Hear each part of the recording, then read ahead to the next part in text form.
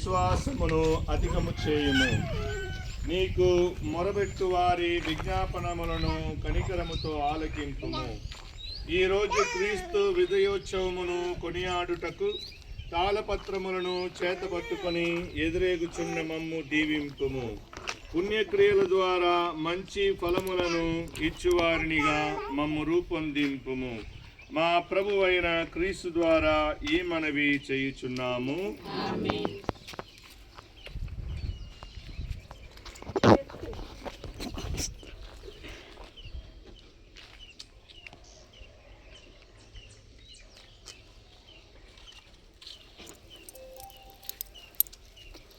అందరికీ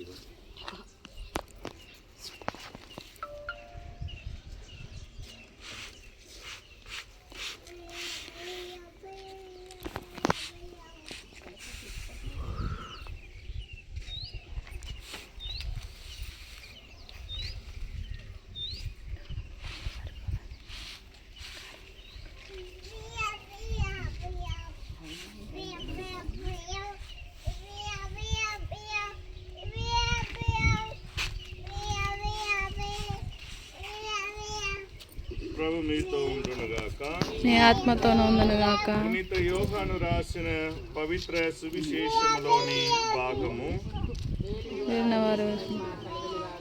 12వ అధ్యాయం పవిత్ర వచనములు 12 నుండి 16 వరకు. మరునాడు పండుగకు వచ్చిన బహుజన సమూహమును యేసు యెరూషలేమునకు వచ్చి ఉన్నాడని వినెను. వారు ఖర్జూరపు మట్టలు పట్టుకొని యేసునకు ఎదురేగి, జయము, ప్రభు పేరిట వచ్చివాడు స్తుతింపబడునుగాక, ఇజ్రాయేలు రాజు స్తుతింపబడునుగాక అని ఎలుగెత్తి చాటిరి. యేసు ఒక చిన్న గాడిదను చూసి దానిపై కూర్చుండెను.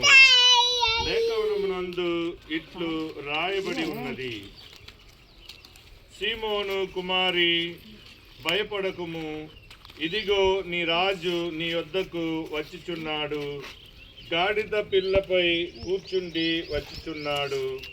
అతని శిష్యులు మొదట దీనిని గ్రహింపలేకపోయిరి.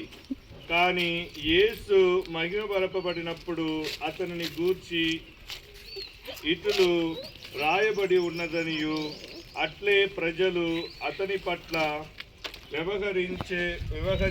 వ్యవహరించరనియు వారిని స్మరణకు వచ్చెను. ఇది ప్రభు సువిశేషము.